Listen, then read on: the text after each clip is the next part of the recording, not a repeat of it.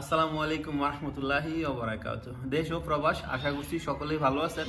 আমি আলহামদুলিল্লাহ আল্লাহ পাকের দয়া আর আপনাদের ভালোবাসা নিয়ে খুবই ভালো আছি। তো আজকের টপিকটা হয়েছে মনে করেন মসজিদের কন্ট্যাক্ট বিষয় নিয়ে। অনেকে বলতেছে ভাই ভিসা কবে বের হবে। তো আপনারা এখন পাসপোর্ট জমা দিতে পারেন, সমস্যা নাই, কারণ যে আগে জমা দিব তাদের ভিসা হবে ইনশাআল্লাহ। আর সাইড ডিস্ট্রিক্টের যেগুলো আমি আগে বলছিলাম কোম্পানির নামগুলো, তো আপনারা সবাই মনে হয় দেখছেন আমার ভিডিওটা, আগের ভিডিওটা। তো আপনারা দিয়ে দেন, পাসপোর্ট জমা দিয়ে দেন। ইনশাআল্লাহ হয়তো রোজার পরে হয়তো কারো ভিসা বের হবে বা রোজার ভিতরে কারো সন বের হবে আর কি ইনশাআল্লাহ। তো আপনারা অনেকে বলতেছেন ভাই মসজিদের বিষয় নিয়ে ভিডিও দেন, তো এই জন্য বলতেছি যারা যারা অপেক্ষায় ছিলেন জমা দিতে পারেন, সমস্যা নাই। আর আপনারা যেই কোনো ডিস্ট্রিক্টে আসতে চান আসতে পারবেন। আর যাদের আত্মীয় স্বজন যেখানে আছে এখানে আপনারা পাসপোর্ট জমা দেন ওই ডিস্ট্রিক্টের জন্য আর কি। আত্মীয় স্বজন যেখানে আছে এখানে আপনারা গেলে ভালো হবে, কারণ যাদের আত্মীয় স্বজন নাই তারা একটু সমস্যা হবে, চলাফেরা বা সাপোর্টটাও সমস্যা হবে। নতুন আসলে কিন্তু সে সাপোর্টটা পাওয়া যায় না যারা আত্মীয় স্বজন না থাকে আর কি। বিশেষ করে কুয়েতে মনে করেন পরিচিত থাকলে আপনি কাজ পাইবেন, পরিচিত না থাকলে আপনি কাজ পাইবেন না। এমন একটা জিনিস এই দেশে কেউ কারোর এমনি কাজ দিতে চায় না। সমস্যা হয়েছে কি, একজনে যদি আরেকজনের কাজ দেয় পরবর্তীতে ওই ওই লোকটারে ওই শত্রু জানে, শত্রুয়াই বেলায়, কিন্তু হ্যাঁ তো উপকার করছে একটা কাজ দেয়া। তো বিশেষ করে আপনারা সবাই পাসপোর্ট জমা দিয়ে দেন, ইনশাল্লাহ আপনারা আসতে পারবেন। এই হয়তো কোরবানির আগেও অনেকে চলে আসতে পারবেন বা কোরবানির পরেও আসতে পারবেন, এরকম অবস্থানে আর কি। তো আশা করি আপনারা আমার কথাটা বুঝতে পারছেন। আর বিশেষ করে আর যারা অন্য কন্টাকে আসতে চান আসতে পারেন, কারণ অন্য সব কোম্পানিরই দুই একটা করে ভিসা বের হচ্ছে। যাদের সন বের হয়েছে আগে তাদের ভিসাও বের হচ্ছে, কোনো সমস্যা নাই, চলে আসেন। আর যেগুলো মনে করেন এখন একটু কাজ স্লো হইতেছে, মনে করেন এই মানুষ সবাই তো আর ইয়া না, কারণ কুয়েতিরা মনে করেন এই যে আমাদের বাংলাদেশিদের যে আহালিসন ভিসাটা, এটা অনেক জায়গায় যাইতে হয়। তো কুয়েতিরা আছে না, ওই জিনিসটা আছে না, পছন্দ করে না হেরা, কারো কাছে ছোট হইতে চায় না, বিশেষ করে কুয়েতিরা। তো এই জন্য আহলিসন যে ভিসাগুলা, এই ভিসাগুলা বের হইতে সময় লাগে। তো অনেক কুয়েতিরা যারা মনে করেন পয়সার জন্য পাগল, তারা সব জায়গায় যাইতে রাজি আছে। আর যারা মনে করেন নিজের মান সম্মানটারে দেখে, তারা পয়সার জন্য ঘুরে না, এদিকে দিকে যায় না। অতএব আপনারা বুঝতে পারছেন। আর যেই তালাবাতের ভিসাগুলা কিন্তু বের হচ্ছে মাসুয়া সাগির যেটা আহলিসন ছোট বলে, ওইটা বের হচ্ছে। তো আশা করি আপনারা বুঝতে পারছেন। আর এমনি অনেকে বলে ভাই বাসাবাড়ি যে ভিসাগুলা খাদেম বা ড্রাইভার ভিসা, এই ভিসাগুলো চালু থাকে সবসময়, এগুলো কোনো বন্ধ না, এগুলো সব সময় চালু থাকে। এখন অনেকে বার করতে পারে, অনেকে বার করতে পারে না। বিশেষ করে আমাদের বাংলাদেশিদের ভিসাগুলো বের হইতে সময় লাগে, কারণ অনেক অনেক জায়গায় যাইতে হয়, অনেক পেপারে সাইন নিতে হয়। তো অতএব এটা বুঝতে পারছেন, কারণ আমাদের বাংলাদেশিদের ভিসা বের হইতে একটু সময় লাগে। আর অন্য অন্য ইন্ডিয়ান বা নেপালি তাদের ভিসা বের হইতে সময় লাগে না, তাদের মনে করেন 1 ঘন্টা 1.5 ঘন্টার ভিতরে ভিসা বের হয়ে যায়। তাদের গভর্নমেন্ট আর আমাদের গভর্নমেন্ট অনেক পার্থক্য, কারণ তাদের সুযোগ সুবিধা অনেক কিছু।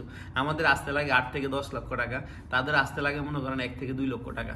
এবং কি তাদের স্যালারিও হাই কোয়ালিটি, আমাদের স্যালারি কিন্তু এত বেশি না, ওই 75 দিনার ক্লিনারে। কিন্তু আপনারা দালালে বলবো কত, 90 দিনার। কিন্তু 90 দিনার আপনি এখানে আসলে আপনি পাবেন না, পাবেন 75 দিনার। দিন শেষে মনে করেন 70 দিনারও পাইতে পারেন, বা মনে করেন আপনি 60 দিনারও পাইতে পারেন। কারণ ভাই সমস্যা হয়েছে কি জানেন, অনেক কোম্পানিতে সিন্ডিকেট আছে। তো এই সিন্ডিকেটগুলো বলতে গেলে মনে করেন নিজের উপরে আসে, কারণ পরবর্তীতে নিজের সমস্যা হয়। এই কারণে আমি বলতে চাই না, কারণ অনেকে আওয়াজ তোলে না, কারণ তুলতে গেলে মনে করেন নিজের চাকরি হারাইবো, এই কারণে। আর বিশেষ করে আমি আরেকটা কথা বলি, সামনে রবিবারে গণশুনানি আছে বাংলাদেশ দূতাবাসে। আপনাদের যাদের যে কমপ্লেন আছে ওই কমপ্লেনগুলো আপনারা দিতে পারবেন ইনশাআল্লাহ। আপনাদের কথা শোনার জন্য অপেক্ষায় আছে রাষ্ট্রদূত, এবং কি অনেক সোশ্যাল মিডিয়ার অনেক ব্লগার থাকবে, অনেক সাংবাদিকরা থাকবে। তো অতএব আপনারা চলে আসবেন, রবিবার দুপুর 1টা বাজে শুরু হবে গণশুনানি ইনশাআল্লাহ। আপনারা যারা আমার এই ভিডিওটা দেখেন, যারা কুয়েতে আছেন, তারা অবশ্যই যাবেন, যাদের যে যে সমস্যাগুলা তারাও যাবেন। আর যারা অবৈধ আকামাদারি আপনারাও যাইতে পারেন, কারণ আপনাদের সমস্যার কথাগুলো বলতে পারেন, ঠিক আছে। আর বিশেষ করে আরেকটা কথা বলি, কুয়েতে মনে করেন গত 25 সালের লাস্ট থেকে ডিসেম্বর না নভেম্বরে একটা আইন চালু হয়েছে। মনে করেন আপনাদের যারা কুয়েত প্রবাসী আছে বাংলাদেশি, তাদের সর্বনিম্ন 5 মাস বা 6 মাস যদি পাসপোর্টের মেয়াদ থাকে, আপনারা আকামা নবায়ন হবে। মানে 5 মাস 6 মাসের নিচে হইলে কিন্তু আকামা রিনিউ হবে না। তো এটা বুঝে নিন। আর যাদের মনে করেন পাসপোর্টের 1 বছর মেয়াদ আছে বা 9 মাস 8 মাস এরকম মেয়াদ আছে, তারা ভুলও ই পাসপোর্টের জন্য আবেদন করবেন না, কেননা আপনাদেরকে রিটার্ন পাঠাই দিবে, কারণ আপনারা ওই জায়গায় আর আবেদন করতে পারবেন না। কারণ ওই যে আইনটা হয়েছে এই আইনের কারণে, কারণ অনেকে বুঝে না শোনে না, তারা দূতাবাসে যায়, যাওয়ার পরে অনেক সিরিয়াল লম্বা সিরিয়ালে থাকে, কষ্ট করার পরে আবার যখন এটা বলে কাউন্টারে তখন চলে আসে। তো ভাই অতএব আপনারা এই কষ্টটার থেকে আপনারা দূরে থাকবেন। আপনারা বুঝতে পারছেন আমার কথাগুলো। তো আর কে কোন ধরনের ভিডিও চান ইনশাল্লাহ কমেন্ট করবেন, আমি দেওয়ার চেষ্টা করব। আর আমার ভিডিওগুলো কেমন হয় জানাবেন, আপনারা কমেন্ট করবেন। আর বিশেষ করে মনে করেন অনেক কোম্পানি ভাই বলতেছে ভাই ইয়ার কেএফডিসি কোম্পানি ভিসা বের হয়নি, ভাই ভিসা বের হচ্ছে খুব কম সীমিত, মানে সব ধরনের কোম্পানি, আমি এখন সবগুলোর নাম বলতে পারবো না, যেগুলোর কমেন্ট আছে এগুলোই বলি। এই যে কেপিটিসি এবং কি ইউএফ না ইউএফ এম, এটা এরপরে হয়েছে মনে করেন আলবুরুজ কোম্পানি বা অটোমেক কোম্পানি, আরও অনেকগুলো কোম্পানি আছে, সবগুলো তো আর মুখস্থ থাকে না, সেই জন্য বলতে পারতেছি না।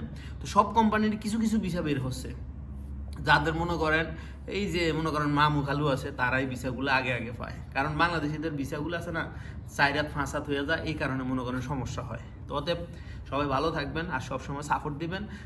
ভালোবাসা অবিরাম, সবসময় আপনাদের অপেক্ষা থাকি নতুন ভিডিও দেওয়ার জন্য, নতুন কিছু তথ্য দেওয়ার জন্য। সবসময় আমার ভিডিওগুলো দেখবেন। ওকে, আল্লাহ হাফেজ। এই দেখেন আমার ভিডিওতে আসিল উনি।